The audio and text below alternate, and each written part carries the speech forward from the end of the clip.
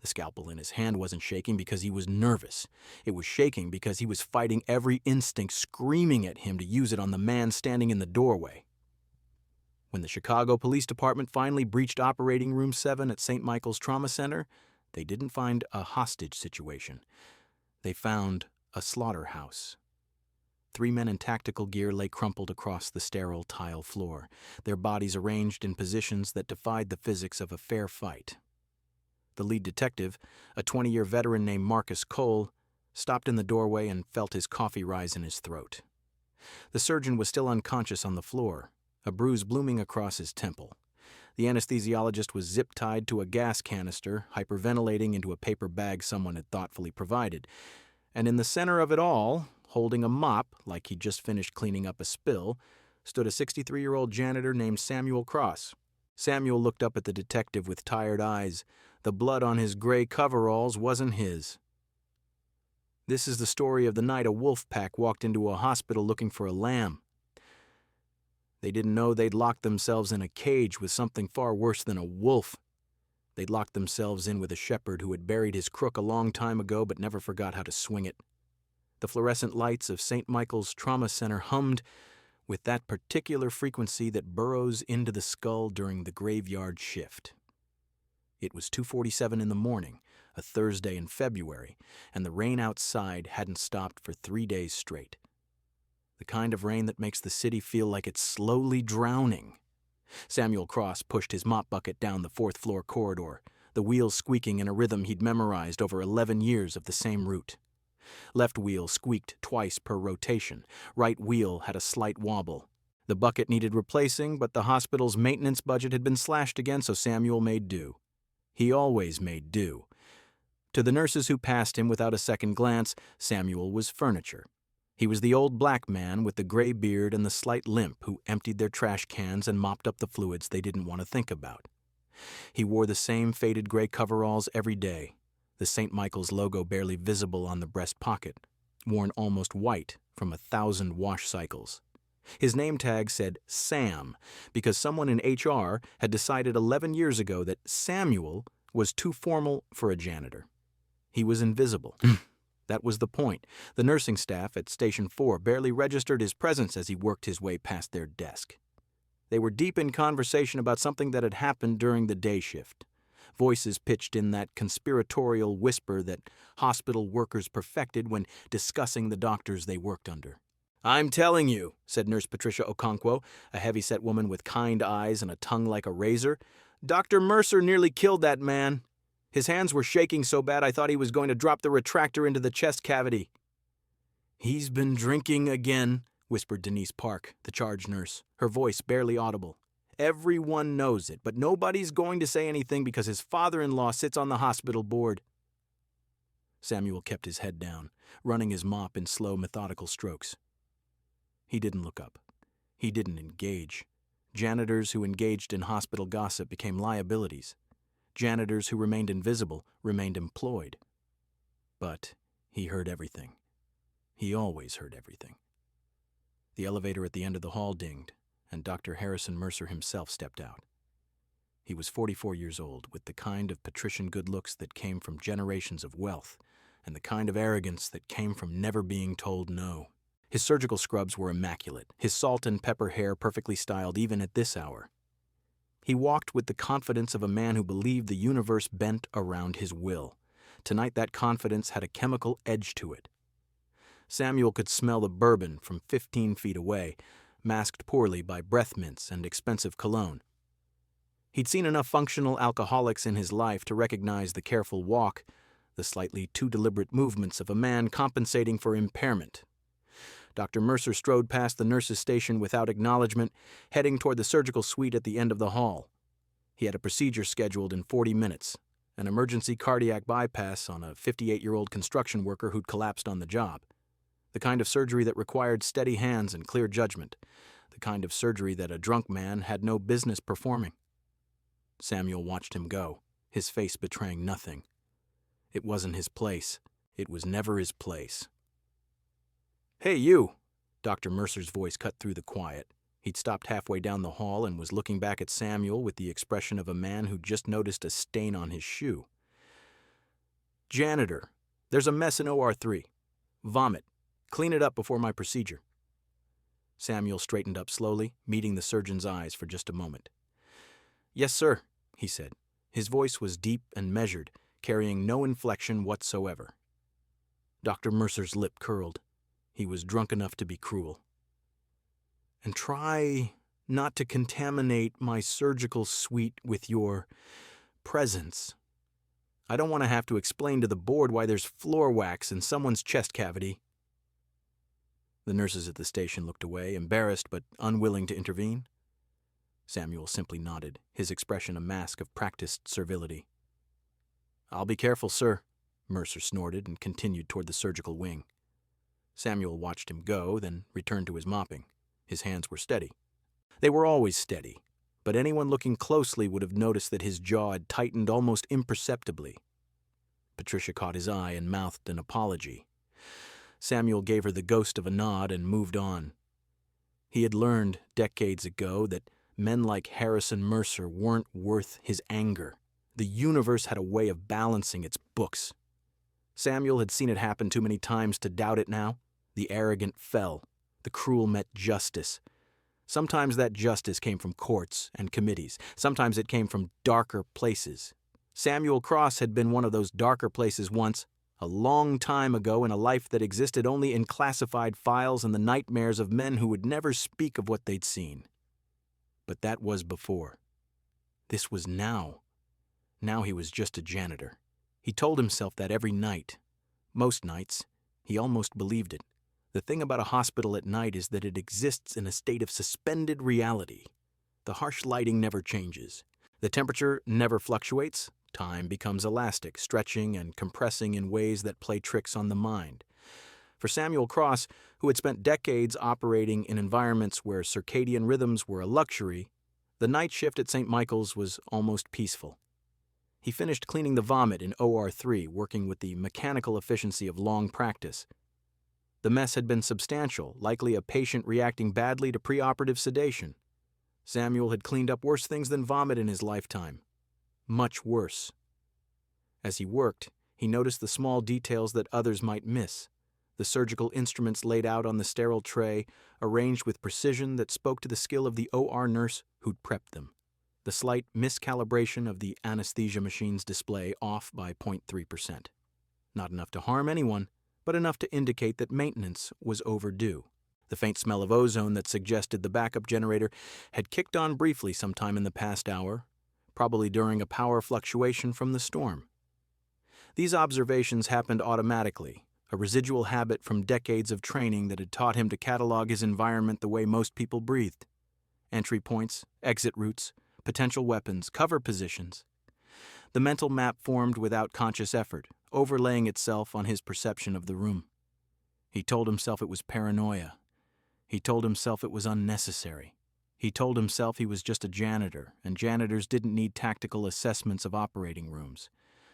But the part of him that had survived 3 wars, 17 covert operations, and more close quarters encounters than he could count refused to shut off. That part had kept him alive when better men had died. It wasn't something you could simply decide to stop doing. He finished mopping and pushed his bucket back toward the service elevator. The corridor was quiet, the only sound the distant hum of medical equipment and the occasional murmur of voices from the nurses' station. He passed the entrance to OR7, where Dr. Mercer was now presumably beginning his cardiac surgery. The red "Procedure in Progress" light glowed above the door. Samuel paused for just a moment. Through the small window in the door, he could see the surgical team at work. Dr. Mercer was leaning over the patient, his back to the door, instruments in hand. The anesthesiologist monitored her screens.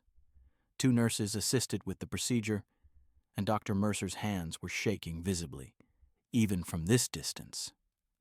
Samuel felt something cold settle in his stomach. He'd seen men with shaking hands before. In combat, that tremor could mean the difference between a clean kill and a catastrophic miss. In surgery, it could mean the difference between life and death. It wasn't his place. The hospital had protocols for impaired physicians, there was a chain of command, there were oversight committees, there were people whose job it was to handle these situations. None of them were janitors. Samuel looked at his watch. 3:12 a.m. He had 4 more floors to clean before his shift ended at 6. He had a routine. He had a carefully constructed life that depended on him remaining invisible, unremarkable, forgotten. He walked away from OR7. The red light glowed behind him like an accusation. The service elevator took him to the basement level, where the maintenance offices and storage areas sprawled beneath the hospital like a second shadow institution. Down here, the fluorescent lights were spaced farther apart, creating pools of darkness between the harsh illumination. The air smelled of industrial cleaner and the faint mustiness of old concrete. Samuel's small office was at the end of the corridor, barely more than a closet with a desk and a locker. He kept it meticulously organized, everything in its place, nothing extraneous. The only personal items were a small photo of a woman in a military uniform faded with age and a folded American flag in a triangular case that sat on the top shelf of his locker, hidden behind spare coveralls. The woman in the photo was Staff Sergeant Miriam Cross, Samuel's wife of 23 years. She died in 2009, a vehicle-borne IED in Kandahar province.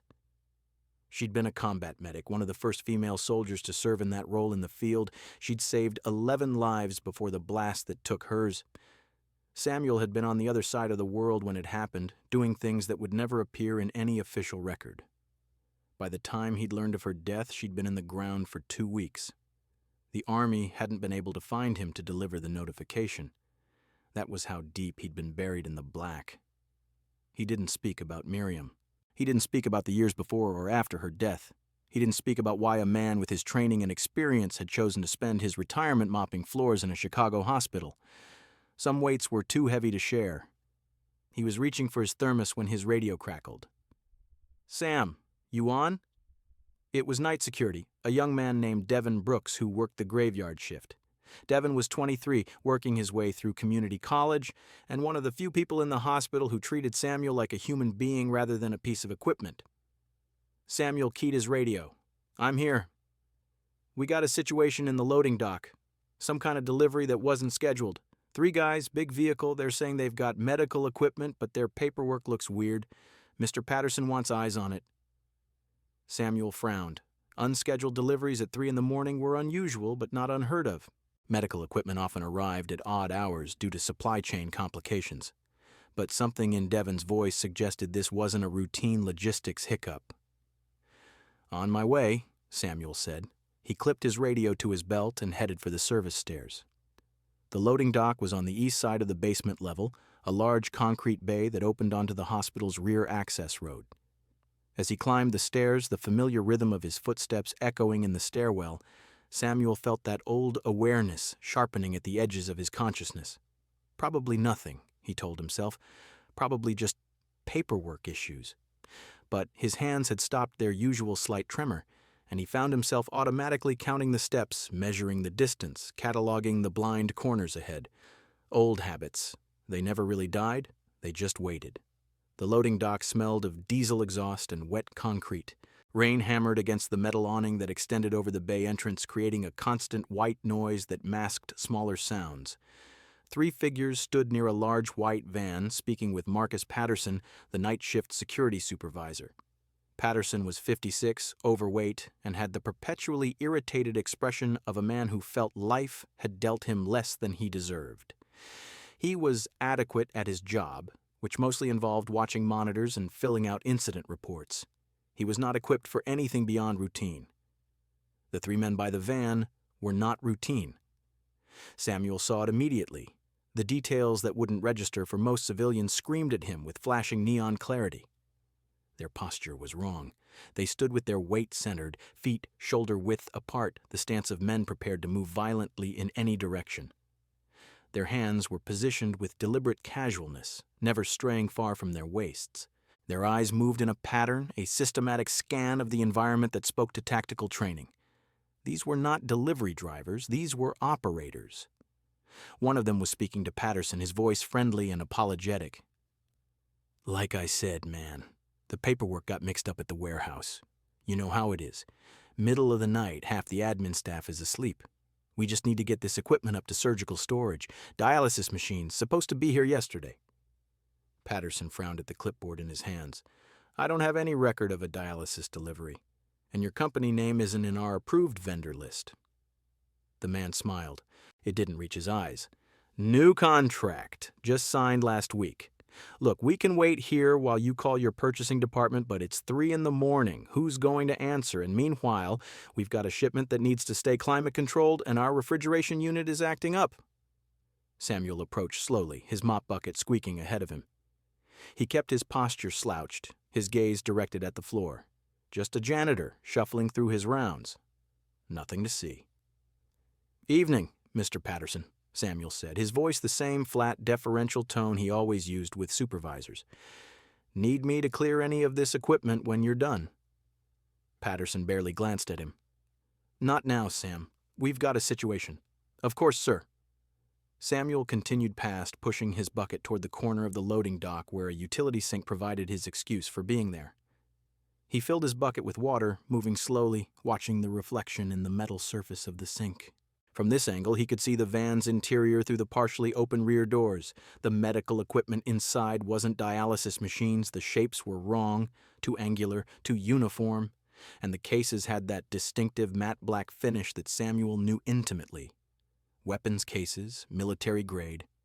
His heart rate, which had been elevated slightly since Devon's call, dropped into the slow, steady rhythm of operational calm.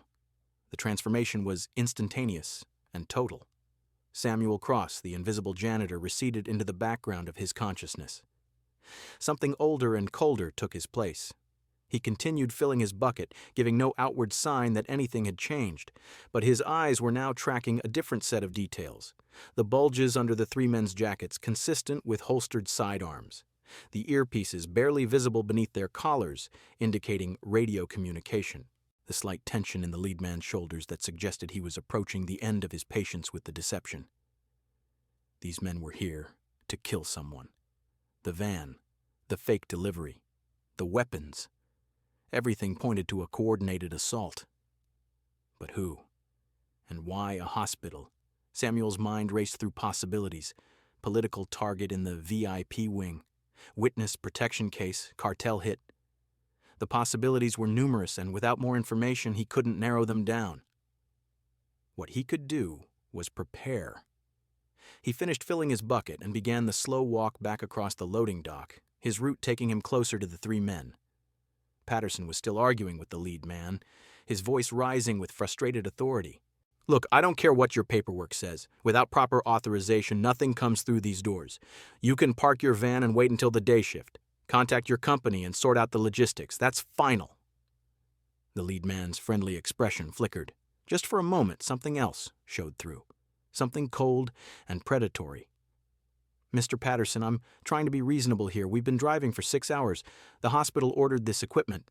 Patients need it. Are you really going to be the guy who delayed life-saving medical care over a paperwork issue?" Patterson's jaw tightened. "Are you threatening me?" "Of course not." The smile returned, but it was thinner now.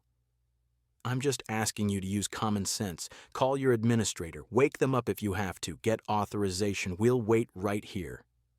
This was a test, Samuel realized. They were gauging Patterson's response, determining how much resistance they would face when they made their move. The request to call an administrator was designed to identify the hospital's chain of command at this hour. Samuel was almost past them when he stumbled. His mop bucket tipped, sending dirty water splashing across the loading dock floor, including the boots of the nearest man. "Damn it, I'm sorry," Samuel mumbled, immediately dropping to one knee and grabbing for paper towels. "Old hands, you know how it is. Let me clean that up for you." The man whose boots he'd splashed looked down at him with barely concealed contempt. "Watch where you're going, Grandpa." "Yes, sir, yes, sir." Samuel wiped at the man's boots with exaggerated deference, his head bowed. In that position, he had a clear view under the man's jacket. The weapon was a Sig Sauer P320 military issue with an extended magazine, not a civilian firearm, not a security contractor's weapon. This was combat hardware. As Samuel cleaned, his hand brushed against the man's leg, a seemingly accidental contact as he reached for a dropped paper towel.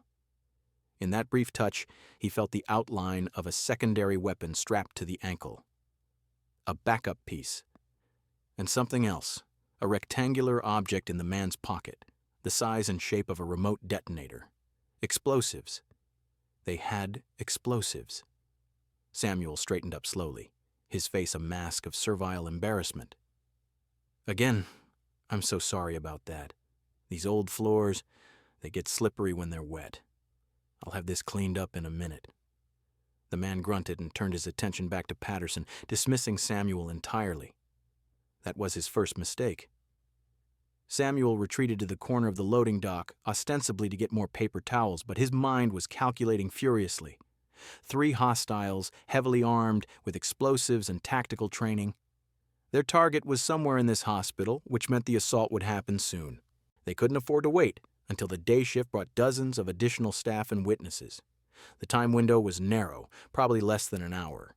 Samuel needed more information. He needed to know who they were after and why, and he needed to neutralize the threat before innocent people died. His hand brushed against the utility knife in his pocket. It was a standard box cutter, the kind every janitor carried for breaking down cardboard. In the right hands, it was a lethal weapon. His hands were the right hands, but he hesitated. 11 years of hiding. 11 years of convincing himself that the man who had done those things no longer existed. 11 years of mopping floors and emptying trash cans and pretending that he was just an old janitor waiting out his remaining years in peace. Miriam's voice, clear as a bell, echoed in his memory. You can't save everyone, Sam. You know that. But you can save some. And some is enough. Samuel looked at the 3 men by the van. He looked at Patterson, oblivious to the danger he was in. He thought about the hundreds of patients and staff in the building above him, going about their lives without any idea that death had come knocking. The choice wasn't really a choice at all. Samuel Cross finished wiping the floor, gathered his supplies, and headed for the service stairs. He moved without hurrying, without drawing attention. Just an old janitor finishing his rounds. Behind the mask of his face, something ancient and terrible was waking up. The first thing Samuel did was call Devin Brooks on the maintenance radio frequency, not the security frequency that the hostiles might be monitoring. Devin, it's Sam. Hey, what's up? Those guys sort out their paperwork? Listen carefully. Samuel's voice was low and urgent, stripped of its usual deferential cadence. I need you to go to the 4th floor nurses' station. Tell Patricia Okonkwo that there's a maintenance emergency in OR 7. Gas leak. She needs to evacuate the surgical suite immediately. Do not use the main security channel. Do not talk to Mr. Patterson. Do you understand? There was a long pause. Sam, what's going on? Devin, listen to me. Samuel's voice carried a weight that made the younger man fall silent. Those men in the loading dock are not delivery drivers. They are armed and dangerous. I believe they are planning an attack on this hospital. The less you know right now, the better. But I need you to get that surgical team out of OR 7. Can you do that? Another pause. When Devin spoke again, his voice was shaking. Yeah, I can do that. Sam, should I call the police? Not yet. They have radios. They may be monitoring emergency frequencies. I need to understand what we're dealing with before we bring in outside help. Get the surgical team out, then find somewhere to hide. Do not engage these men under any circumstances. Am I clear? Clear. Devin's voice was steadier now, responding to the certainty in Samuel's tone. Sam, who are you? Just a janitor, Samuel said. Now go. He clicked off the radio and continued up the service stairs, moving faster now. His limp, which had been pronounced for 11 years, seemed to fade as he climbed. The pain was still there, the old shrapnel wound in his hip that had never fully healed, but pain was just information. He filed it away and kept moving. The 4th floor was still quiet when he emerged from the stairwell.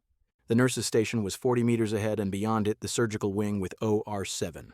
The red "Procedure in Progress" light still glowed above the door. Samuel checked his watch.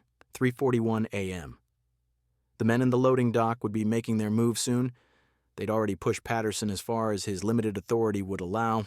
The next step was either waiting for an administrator to be contacted, which would bring unwanted witnesses, or proceeding with their assault. They would proceed. He was certain of it. He moved toward the nurse's station where Patricia and Denise were still on duty. Patricia looked up as he approached, her expression shifting from the automatic dismissal she reserved for maintenance staff to something closer to surprise. Samuel was walking differently. She couldn't have articulated what was different, but something had changed. Sam, You okay? Patricia. Samuel stopped in front of the desk, and for the first time in 11 years he looked her directly in the eyes. I need you to listen very carefully. There are armed men in the loading dock preparing to assault this hospital. I believe their target is in OR 7. We have minutes, not hours. You need to evacuate this floor immediately. Patients who can walk, get them to the stairwells. Patients who can't, move them away from the surgical wing. And whatever you do, do not use the elevator. Patricia's face went through a rapid succession of expressions: confusion, disbelief, fear, and finally, the clear-eyed focus of a woman who had worked in trauma medicine for 2 decades. She didn't waste time questioning how a janitor knew these things. Denise, start the evacuation. Non-ambulatory patients to the east wing, ambulatory to the stairs. No elevators. She was already reaching for the phone. I'm calling a code silver. No. Samuel's hand closed over hers, gentle but firm. No codes, no announcements. They may have people monitoring hospital frequencies. This needs to be quiet, fast and quiet. Tell everyone it's a gas leak drill. Get them moving. Patricia stared at him. Sam, who the hell are you? Samuel was silent for a moment. Then very quietly he said, someone who's done this before. He turned toward OR 7 without waiting for her response. Behind him, he heard Patricia and Denise begin mobilizing the staff with urgent whispers. Good. They were smart. They would get people out. Now he needed to address the primary threat. The door to OR 7 had a small window, and through it Samuel could see the surgical team at work. Doctor. Mercer was hunched over the patient, his hands moving with the careful deliberation of a man fighting against his own impairment. The anesthesiologist monitored her screens. 2 nurses assisted. And there, standing against the far wall in surgical scrubs that didn't quite fit right, was a 4th figure. A man Samuel hadn't seen before, tall, athletic build, standing with that same centered posture he'd observed in the men at the loading dock. His eyes were moving in the same systematic scan, cataloging the room. Inside man. Samuel's assessment realigned instantly. This wasn't just an assault from outside. They had someone already positioned in the OR. The target wasn't someone in OR 7. The target was being operated on in OR 7. He looked at the patient on the table, the 58-year-old construction worker who'd collapsed on the job. Samuel had seen the man's face briefly when he'd been wheeled in, but hadn't paid close attention. Now, looking through the window, he studied those features more carefully. Something familiar in the bone structure. Something that triggered a cascade of associated memories. And then he knew. Dmitry Volkov, brigadier general in the Soviet Army. Later, after the fall, one of the architects of the new Russian intelligence apparatus. A man who had overseen operations that killed dozens of American assets during the final years of the Cold War. Samuel had read Volkov's file in 1993. He'd studied the man's face in preparation for an operation that had ultimately been called off when Volkov disappeared from public life. The rumor was that he'd defected, traded his knowledge for a new identity and protection in the West. Apparently, that protection had an expiration date. The man on the operating table, probably using a legend that identified him as a construction worker from Cleveland, was actually a former Russian intelligence officer with enough secrets in his head to start 3 wars, and someone had sent a kill team to make sure those secrets died with him. Samuel felt the pieces click into place. The timing, the setup, the inside man, everything made sense now. They weren't here to shoot up the hospital. They were here to execute one man and make it look like something else. A botched robbery, maybe, or a disgruntled patient, something that would provide cover for an assassination. The inside man in the OR would ensure the surgery failed if the external team didn't reach the target in time. Either way, Dmitry Volkov would not survive the night, unless Samuel stopped them. He backed away from the window, mind racing through tactical options. The inside man was the immediate priority. As long as he was in that OR, the patient was vulnerable, but approaching directly would alert him, and any confrontation in the surgical suite itself risked the lives of the entire medical team. Samuel needed to separate the wolf from the flock. He looked at the fire alarm mounted on the wall. No. A general alarm would bring chaos, but it would also bring the external team faster. He needed something more targeted. The answer came to him as he looked at the oxygen flow meters mounted on the wall outside the OR. Every surgical suite had an emergency shutoff valve positioned in the corridor for exactly the kind of situation the hospital administrators never actually expected to face. Samuel moved to the valve and, without hesitation, closed it. Inside OR7, the anesthesiologist's monitors began beeping. The oxygen saturation was dropping. "Dr. Mercer, we have a problem. Oxygen flow just stopped." Mercer looked up, his face glistening with sweat. "What?" "Check the connections." "It's not the connections, it's the main supply. We need someone to check the corridor valve." The inside man saw his opportunity. "I'll go," he said, already moving toward the door. Samuel was waiting. The door swung open, and the inside man stepped through, already scanning the corridor for the problem.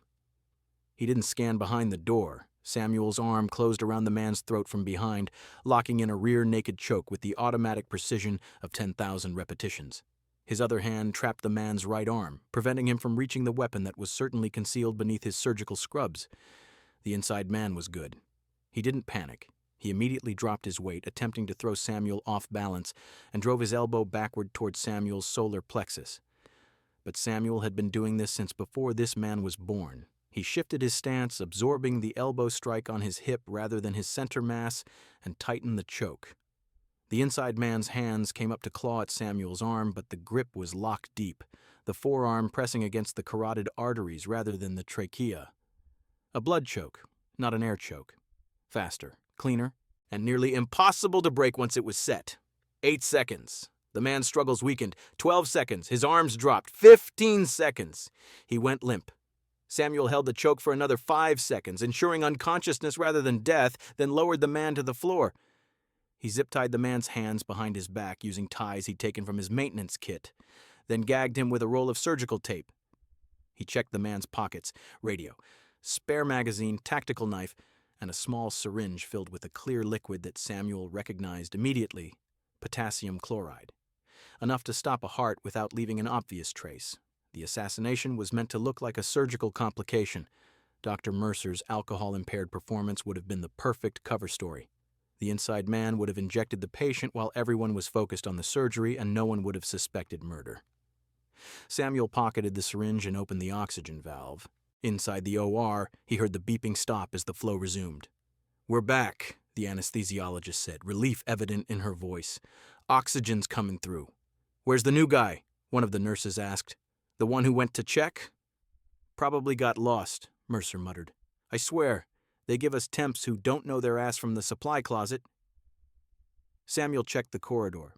Clear for now, but that wouldn't last. The external team would be moving soon, and with their inside man out of commission, they would know something had gone wrong. He needed to end this before it escalated further. The maintenance closet on the 4th floor contained exactly what Samuel needed. Over 11 years, he had memorized every supply closet, every equipment room, every possible resource in the building. It was habit. It was training. It was the part of him that never stopped planning for the worst. He gathered his materials with quick, efficient movements. A can of industrial floor stripper, basically diluted ammonia. 2 liters of bleach, a length of copper pipe from the plumbing supplies, electrical tape, a pack of road flares that maintenance kept for emergency power outages. The chemical combination he was creating was simple and brutally effective. Ammonia and bleach produced chloramine gas, a respiratory irritant that in sufficient concentration could incapacitate or kill. He wouldn't use it to kill, but the threat would be enough to control the battlefield. The copper pipe became a serviceable impact weapon, not elegant, but effective against unarmored targets. He checked the time. 3:58 a.m. They were coming. Samuel positioned himself at the junction of the 4th floor corridor and the emergency stairwell. The stairwell was the most likely approach route, quieter than the elevator and allowing tactical entry. He wedged the door open slightly, then took position in the shadow of a supply cart parked against the wall. He didn't wait long. Footsteps echoed in the stairwell, multiple sets moving with the disciplined rhythm of men who had done this before. Samuel counted 3 distinct gates. The full team, then. They'd left no one to secure the loading dock, which meant they were committed. The door pushed open wider, and the first man emerged. Samuel let him pass, 1 step, 2 steps. Let him clear the doorway and commit to the corridor. The second man came through. Samuel moved. The copper pipe struck the second man at the base of the skull with precisely calculated force. Enough to incapacitate, not enough to kill. The man dropped without a sound. The first man spun at the noise, his hand going for his weapon, but Samuel was already inside his guard. A palm strike to the solar plexus folded him over. A knee to the face straightened him up. A chokehold put him down. 3 seconds. 2 men unconscious. The third man was smarter. He'd hung back in the stairwell, using the door as cover. His weapon was already drawn when he stepped through, sweeping for targets. Samuel wasn't there. He'd moved the moment the second man fell, rolling behind the supply cart and circling around the far side. The third man fired at where Samuel had been, not where he was. 2 shots punched through the supply cart, scattering bandages and syringes across the tile floor. Samuel came around the far end of the cart in a low crouch. The third man tracked toward him, adjusting his aim. He was fast. He was trained. He wasn't fast enough. Samuel's thrown road flare caught him in the face. It wasn't lit, just a solid impact to disrupt his sight picture. As the man flinched, Samuel closed the distance. Close quarters was Samuel's home field. At this range, the pistol was a liability rather than an advantage. Samuel trapped the weapon hand, rotating it outward, and applied pressure to the wrist until he felt tendons tear. The gun clattered to the floor. The man tried to headbutt him. Samuel ducked the strike and drove the heel of his palm into the man's chin, snapping his head back. A knee to the thigh dead-legged him. An elbow to the temple finished it. The third man fell. Samuel stood in the corridor, breathing hard but steady. His hip was screaming, the old wound protesting the sudden violence after years of disuse. He ignored it. Pain was information. He checked each man for signs of consciousness, then secured them with zip ties and tape. The whole engagement had taken less than 30 seconds, but it wasn't over. Patterson's voice crackled from the radio clip to one of the fallen men. Team 2, status report. Team 2, do you copy? There were more of them. Samuel picked up the radio. He considered responding, mimicking one of the fallen men's voices to buy time. But they would know. Operators at this level would have code words, recognition signals. Any response that didn't include the proper countersign would alert them that something had gone wrong. He had to find the remaining hostiles before they found him. He took stock of his resources. 3 unconscious men, disarmed and restrained. 1 inside man, similarly neutralized. The radio could provide intelligence if he monitored without transmitting. He had a pistol now, taken from the third man, with 12 rounds in the magazine. And he had his experience. Decades of operating in environments exactly like this one. Outnumbered, outgunned, operating on enemy terrain with innocents in the crossfire. This was what he had been built for. The hospital's security camera system was accessible from the basement control room, where Patterson's desk sat empty. The man had either fled or been neutralized. Samuel suspected the latter. He approached the control room carefully, checking corners and scanning for threats. The door was ajar, and through the gap he could see the blue glow of monitor screens. He eased the door open with the barrel of his stolen pistol. Patterson lay on the floor, a bullet wound in his chest. His eyes were open, staring at nothing. A pool of blood spread beneath him, still wet, still growing. Samuel felt nothing. He'd seen too many dead men to be affected by one more. Later, perhaps, he would mourn. Now, there was only the mission. He checked the monitors. The camera system showed feeds from throughout the hospital, including corridors, entrances, and common areas. He quickly identified 2 more hostiles, both moving through the second floor, heading toward the emergency stairwell. They were converging on the 4th floor. They knew something was wrong. Samuel studied their movement patterns, professional, coordinated. They were clearing rooms as they went, checking for threats, but they were also in a hurry, which made them sloppy. He could use that. He checked the time. 4:17 a.m. The night shift would be ending soon. Day staff would begin arriving around 5:30. If this wasn't resolved by then, the body count would skyrocket. He needed to end this now. The second floor was a maze of outpatient clinics and administrative offices, most of them dark and empty at this hour. Samuel moved through the shadows, using his knowledge of the building to anticipate the hostiles' route. They would take the emergency stairwell, the same one their colleagues had used. It was the fastest route to the 4th floor and provided the best tactical control of the approach. But that also made it predictable. Samuel positioned himself in a supply closet adjacent to the stairwell door. The closet had a vent that connected to the stairwell, part of the building's ancient HVAC system. Not large enough for a person, but large enough for chemical agents. He prepared his improvised weapon. The bleach and ammonia, combined in a sealed container with a timed release mechanism, cobbled together from a delayed action chemical light stick. When the hostiles entered the stairwell, the gases would combine, filling the enclosed space with chloramine vapor. Non-lethal in the concentrations he was using, but severely incapacitating. Burning eyes, difficulty breathing, disorientation, enough to even the odds. He waited. The stairwell door opened. Footsteps on the concrete stairs. 2 sets, moving in tactical formation. Samuel triggered the release and slipped out of the closet, moving to a secondary position.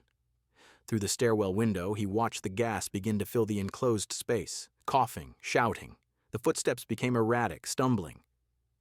Samuel opened the stairwell door and stepped into the gas. His eyes burned immediately and his lungs protested, but he'd trained in chemical environments. He knew how to function through the discomfort. He held his breath and moved. The first hostile was on his knees, clawing at his eyes. Samuel's pipe strike put him down. The second had his weapon raised, firing blindly into the gas. Bullets sparked off the concrete walls, ricocheting in dangerous patterns. Samuel dropped flat, letting the rounds pass over him, then came up inside the man's guard. A strike to the throat collapsed his trachea. Not lethal, but the man would be too busy trying to breathe to continue fighting. Samuel disarmed him and applied a chokehold until he lost consciousness. 2 more down. He retreated from the gas cloud, his eyes streaming and his lungs burning. He gulped fresh air in the corridor, steadying himself against the wall until his vision cleared. The radio crackled again. All teams, status report. This is team lead. I'm at the loading dock. Report in. No responses. A long pause. Then, unknown hostile has neutralized teams 1 through 3. Aborting primary mission, executing contingency. Samuel's blood went cold. Contingency. The explosives. He ran. The loading dock was on the basement level, the opposite end of the building from the control room. Samuel's hip screamed with every stride, the old injury flaring into agony, but he didn't slow down. The stairs blurred beneath his feet. 1 flight, 2 flights, 3. He burst into the basement corridor and sprinted toward the loading dock, his footsteps echoing off the concrete walls. The door to the loading dock was ahead, 20 meters, 15, 10. The explosion threw him backward like a rag doll. Heat, light, a wall of sound that bypassed his ears entirely and seemed to impact his chest directly. Samuel felt himself airborne, tumbling, and then the brutal impact of the concrete floor. Darkness crept at the edges of his vision. His ears were ringing, a high-pitched tone that drowned out everything else. He tasted blood. Move. The command came from somewhere deep, from the part of him that had survived things that should have killed him a dozen times over. Move, soldier. Samuel forced his eyes open. The corridor was filled with smoke and dust. The emergency lighting had kicked in, casting everything in a hellish red glow. Debris was scattered across the floor, chunks of concrete and twisted metal. He tried to stand. His left arm didn't respond properly. Broken, probably. His hip was on fire, but it still supported weight. He got up. The loading dock was destroyed. A massive hole had been blown in the exterior wall, letting in the cold rain and the distant wail of sirens. The van that had held the weapons and explosives was now a twisted skeleton of burning metal. And standing in the center of the devastation, illuminated by the flames, was the team lead. He was hurt. Blood ran down his face from a gash on his forehead, and he was limping. But he was still standing, and he was still armed. He saw Samuel at the same moment Samuel saw him. For a long moment, neither of them moved. The rain fell. The flames crackled. Somewhere in the distance, sirens grew closer. "Oh, you're not hospital security," the team lead said. His voice was calm, even conversational, despite the destruction around them. "I've been doing this for 15 years. Hospital security doesn't move like you." Samuel said nothing. He was calculating. Distance, 8 meters. His pistol was gone, lost in the explosion. The team lead's weapon was holstered, but his hand was resting on it. "I'm guessing former military," the team lead continued. "Special operations, probably. The way you neutralized my teams, that's not regular Army training. That's Tier 1 work. Delta? CAG?" "Janitor," Samuel said. The team lead smiled. It wasn't a nice smile. "Funny. My orders were to eliminate the target and anyone who got in the way. Collateral was acceptable, but I think you might be worth more than collateral." He tilted his head. "Who sent you? CIA? Private contractor? Someone with a stake in keeping the old Russian alive?" "No one sent me," Samuel said. I work here." The smile faded.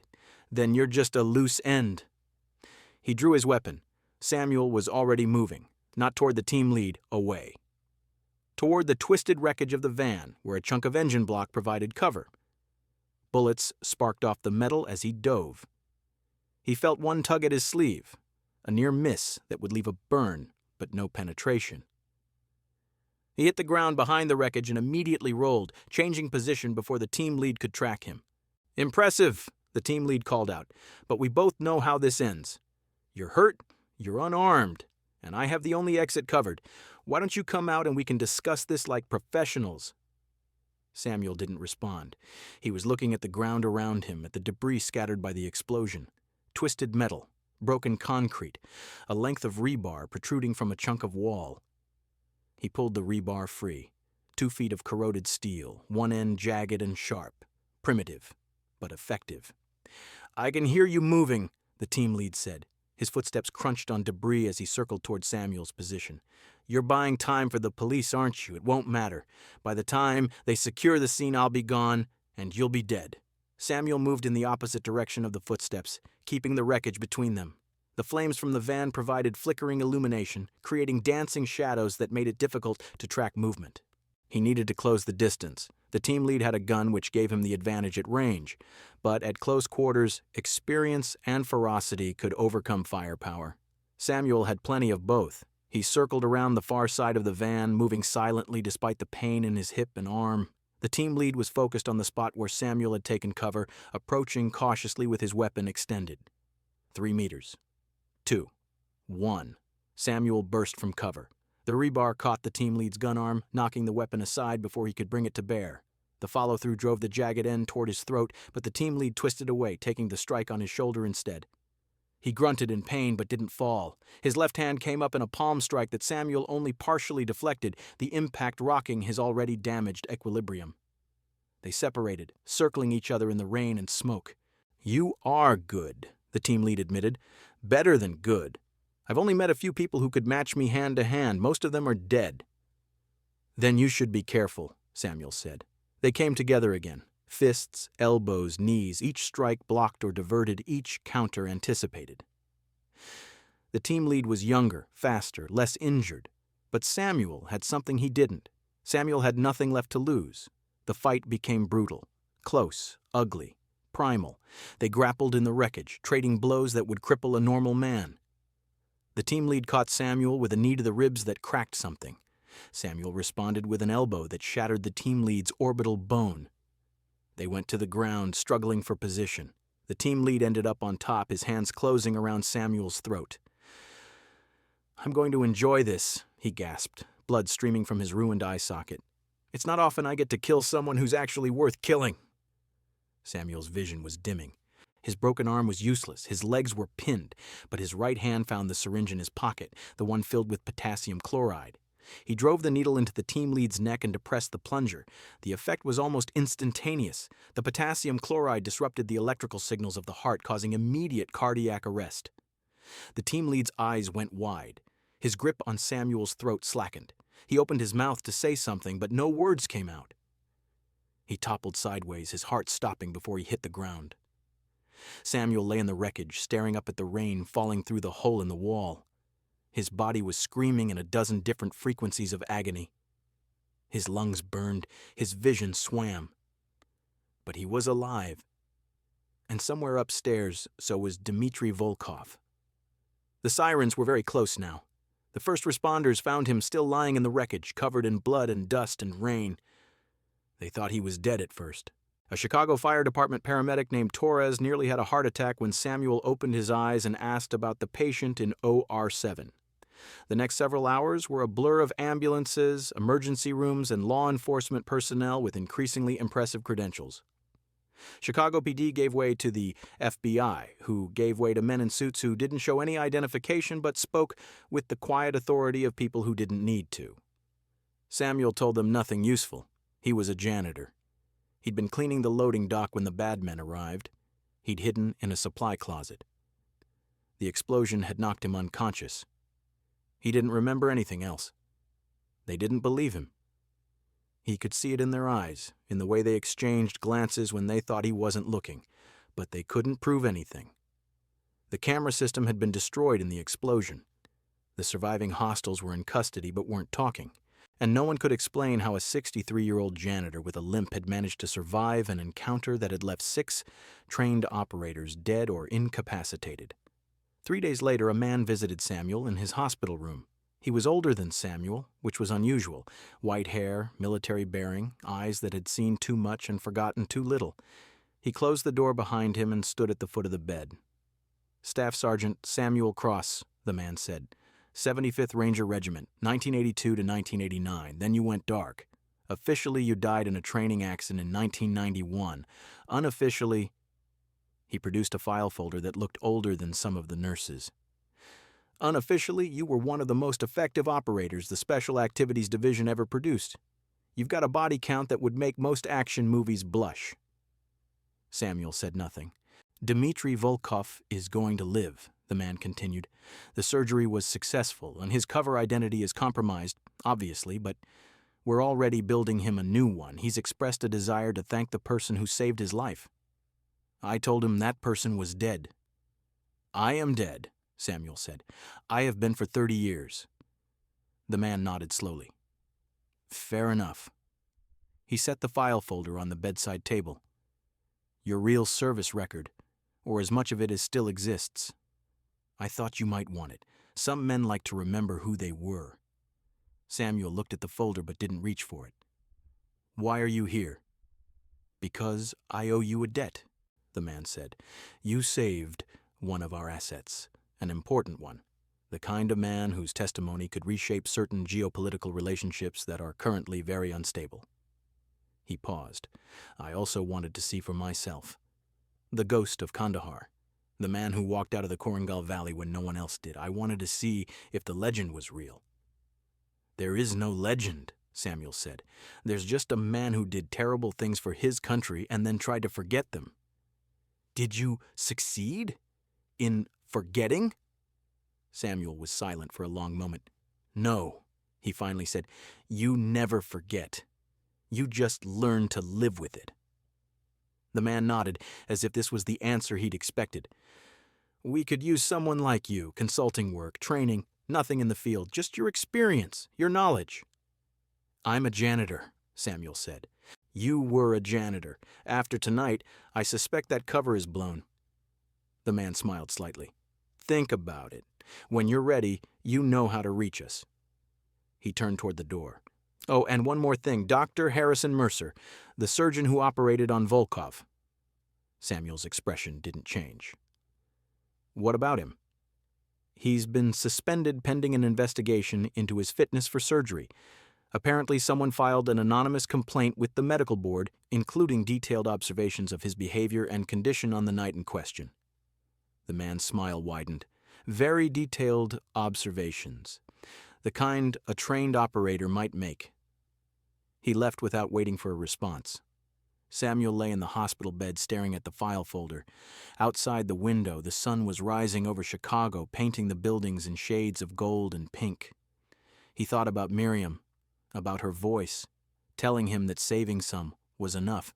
He thought about the night nurse who had whispered an apology for Dr. Mercer's cruelty. He thought about Devon, who had trusted him without understanding why. After a long time, he reached for the file folder and opened it. The first page was a black and white photograph of a young man in military uniform, lean, hard-eyed, ready for war.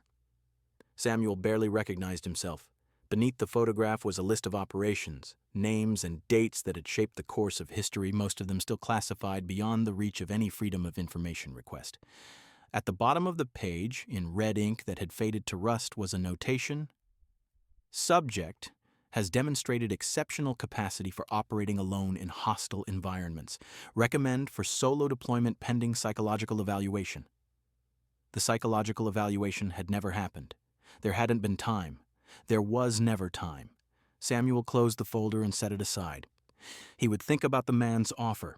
Maybe he would accept, maybe not, but that decision could wait.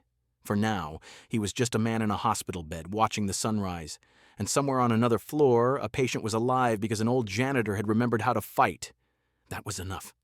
It would have to be enough. The discharge took another week. They wanted to be sure his arm was healing properly, that his concussion hadn't caused any lasting damage, that his body, aged and battered as it was, could withstand the punishment it had taken. When he finally walked out of St. Michael's, he found Patricia Okonkwo waiting for him in the lobby. She looked different in civilian clothes, softer, more human. "Sam," she said, "I wasn't sure you'd come back." "My mop bucket is still on the 4th floor," he said. "Someone needs to finish that corridor." Patricia laughed, but there were tears in her eyes. "The hospital wants to give you a ceremony, a commendation. They're talking about naming a wing after you." Samuel's expression didn't change. "Tell them I'm not interested." "I figured you'd say that." She reached into her bag and pulled out a small box. "The nurses put this together. We wanted you to have something." He opened the box. Inside was a simple metal pin, the kind of thing you might get for 20 years of service or a Safety Excellence Award. But this one was custom made. It showed a mop crossed with a shield. "The janitor's medal," Patricia said, "for service above and beyond the call of cleaning." Samuel looked at the pin for a long moment. Then, for the first time in 11 years, he smiled. "Thank you," he said. He pinned it to his coveralls and walked toward the elevator. The 4th floor still needed mopping, and somewhere in the back of his mind the ghost was quiet again. Not dead. Never dead. Just waiting.